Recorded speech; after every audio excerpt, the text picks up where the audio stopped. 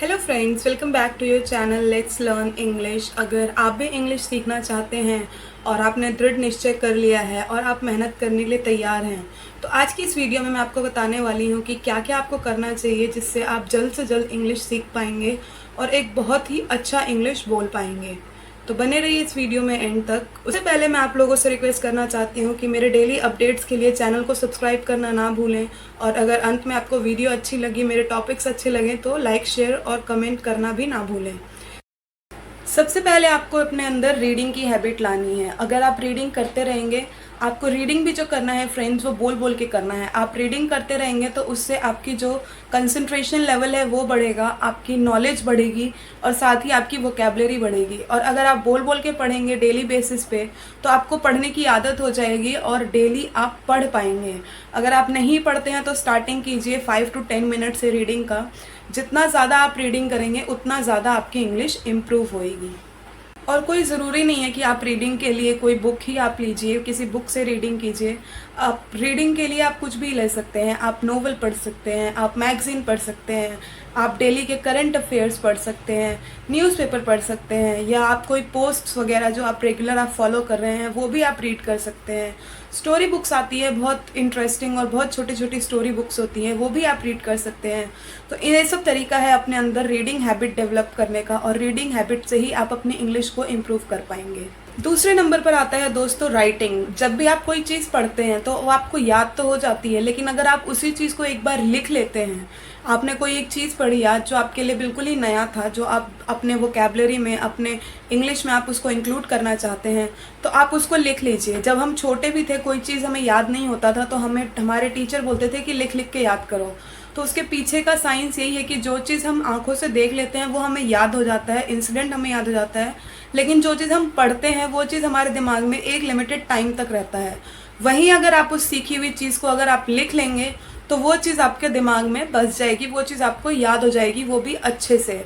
और अगर आप अपनी भाषा में लिख लेंगे, जैसे आपने कोई इंग्लिश में कोई चीज़ पढ़ी, कोई आप नया, आपने कुछ, आपके पास नया आर्टिकल आया, नई स्टोरी पढ़ी, जब आप उसको लिखने लगेंगे तो आप देख पाएंगे कि पहले दिन आपने कुछ सही नहीं लिखा, थोड़ी बहुत गलती हुई है। धीरे धीरे, स्लोली एंड ग्रेजुअली वो चीज़ें, आपकी गलतियाँ आपकी कम होने लग जाएगी। अगला है दोस्तों सुनना। आपको भी पता है कि जब हम, कोई बच्चा पैदा होता है, कोई भी बच्चा जब छोटा होता है तो उसको बाय बर्थ कोई लैंग्वेज नहीं आती है। वो धीरे धीरे अपने पेरेंट्स को, अपने आसपास के लोगों को जो लैंग्वेज बोलते हुए सुनता है, वो धीरे धीरे उसको वो समझ में भी आने लग जाती है, वो याद भी होने लग जाती है। जैसे हिंदी है हमारे लिए, हिंदी हमें स्टार्टिंग से नहीं आती है, जब हम बच्चे होते हैं तो नहीं आती है, लेकिन जैसे हम अपने आसपास में लोगों को बोलते हुए सुनते हैं, समझते हैं, तो वो धीरे धीरे हमें चीज़ें समझ में आने लग जाती है। सो सेम है फ्रेंड्स इंग्लिश के साथ भी। तो इंग्लिश जब आप बार बार सुनेंगे, सेम चीज़ को आप बार बार रिपीट आपके माइंड में होगा, आप सुन पाएंगे, तो ये आपके दिमाग में आपके बिल्कुल ऐसे बस जाएगा जैसे हिंदी का लैंग्वेज है। सुनने के लिए आप किसी भी चीज़ का यूज़ कर सकते हैं। आप चाहे तो इंग्लिश सॉन्ग हो गया, इंग्लिश मूवी हो गया, इंग्लिश न्यूज़ हो गया, साथ ही आप वीडियोस जो देखते हैं वो इंग्लिश में होता है। इसके अलावा आप ये कर सकते हैं, जैसे अगर आप कोई हिंदी में भी वीडियो देख रहे हैं तो उसके सबटाइटल्स ऑन कर सकते हैं और नीचे आप सबटाइटल्स पढ़ सकते हैं। या काफ़ी वीडियोस ऐसी होती है जो सबटाइटल्स के साथ ही आती है, तो वहाँ पे आप पढ़ सकते हैं। तो इस तरीके से जो आप सुनेंगे, जिस चीज़ को जितनी बार सुनेंगे उतनी जल्दी वो आपके डेली हैबिट में आने लग जाती है, आप हैबिचुअल हो जाते हैं उसके। तो इंग्लिश सीखने के लिए सुनना भी एक बहुत इंपॉर्टेंट स्टेप है फ्रेंड्स। अगला है दोस्तों स्पीकिंग। अब जैसे आपने कोई चीज़ रीड कर ली, उसको लिख लिया, सुन लिया, तो ये इसका फ़ायदा कब आएगा? इसका फ़ायदा जब आएगा जब आप इन चीज़ों को अपने लाइफ में आप इम्प्लीमेंट करेंगे और अपने आप इंग्लिश स्पीकिंग में उसको ले करके आएंगे। तो ऐसा नहीं है कि आप फर्स्ट टाइम में ही सही करेंगे, आप उसको बार बार करेंगे तो आपका प्रोनाउंसिएशन भी इम्प्रूव होगा, साथ ही आपकी वोकेबलरी भी बढ़ेगी, और अगर आप बोलते रहेंगे तो आपका कॉन्फिडेंस भी बूस्ट होगा। तो इसके लिए ज़रूरी है फ्रेंड्स कि आप जो डेली बेसिस पे मैं भी वीडियोस अपलोड करती रहती हूँ, जो हमारे डेली शॉर्ट्स अपलोड करती हूँ, जो हमारे डेली सेंटेंसेस हैं उसको हम इंग्लिश में क्या बोलते हैं। तो इस तरीके से आप स्टार्टिंग में ही आप प्रो नहीं बन सकते हैं, आप सारी चीज़ें इंग्लिश में नहीं बोल सकते हैं, लेकिन जो हमारे डेली यूज़ वाले सेंटेंसेस हैं उससे आप स्टार्ट कर सकते हैं। धीरे धीरे आपका इम्प्रूव होने लगेगा। सो आपको स्टार्टिंग में ये करना है कि आपको डेली बेसिस के जो आपके डेली यूज़ वाले सेंटेंसेस हैं, आगे मैं भी अभी आपको बताऊंगी इस वीडियो में कुछ डेली यूज़ वाले सेंटेंसेस जिसको आप अपने लाइफ में यूज़ कर सकते हैं और वो आपको बहुत ज़्यादा हेल्प करेगा। तो ये है आपका, जो आपको बोल करके आपको इम्प्रूव करनी है अपनी इंग्लिश को, वो आपको स्टार्टिंग यहाँ से करनी है कि डेली यूज़ में जो आपके सेंटेंसेस हैं, जो हम डेली बहुत ही ज़्यादा यूज़ करते हैं, उस सेंटेंसेस को इंग्लिश में स्टार्ट करना। और आपको हिचकना नहीं है, आपको डरना नहीं है बोलते हुए, क्योंकि गलती एक बार करेंगे दोस्तों, एक बार किया, दूसरी बार किया, तीसरी बार तो आप सही करेंगे। तो डरने की ज़रूरत नहीं है। जब तक आप स्टार्ट नहीं करेंगे किसी भी चीज़ को, जब तक आप शुरू नहीं करते हैं, तब तक ही डर लगता है।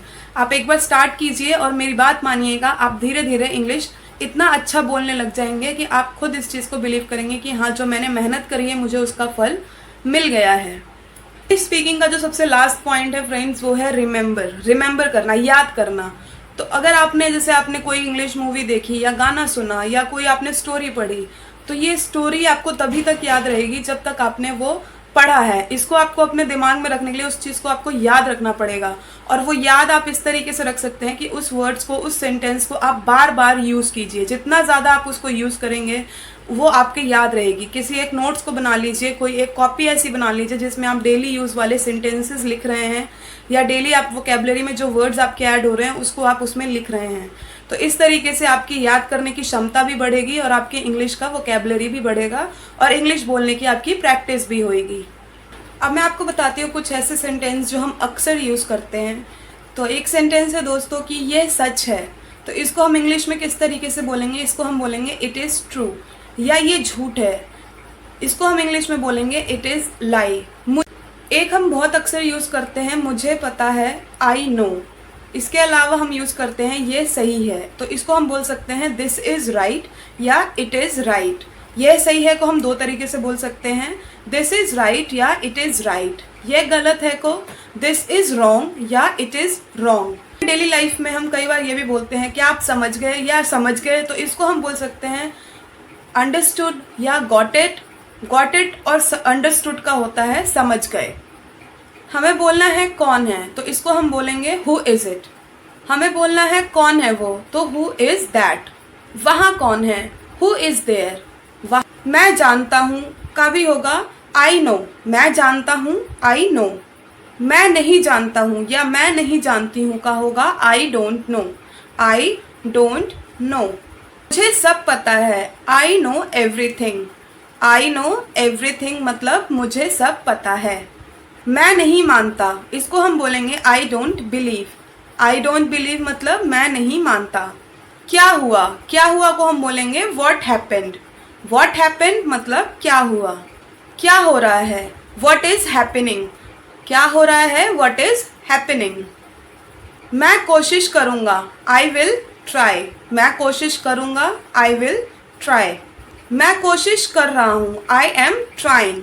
मैं कोशिश कर रहा हूँ का होगा आई एम ट्राइंग।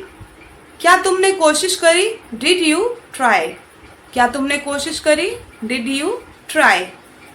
वो नहा रहा है, ही इज़ बाथिंग। वो नहा रहा है, ही इज़ बाथिंग।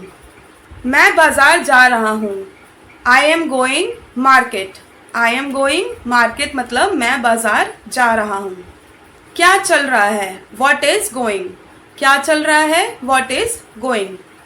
क्या बात है, व्हाट्स द मैटर। क्या बात है, व्हाट्स द मैटर। या आप इसको बोल सकते हैं what is the matter. What's. तुम क्या कर रहे हो, व्हाट आर यू डूइंग। तुम क्या कर रहे हो, व्हाट आर यू डूइंग। तुम क्या सोच रहे हो, व्हाट आर यू थिंकिंग। तुम क्या सोच रहे हो, व्हाट आर यू थिंकिंग।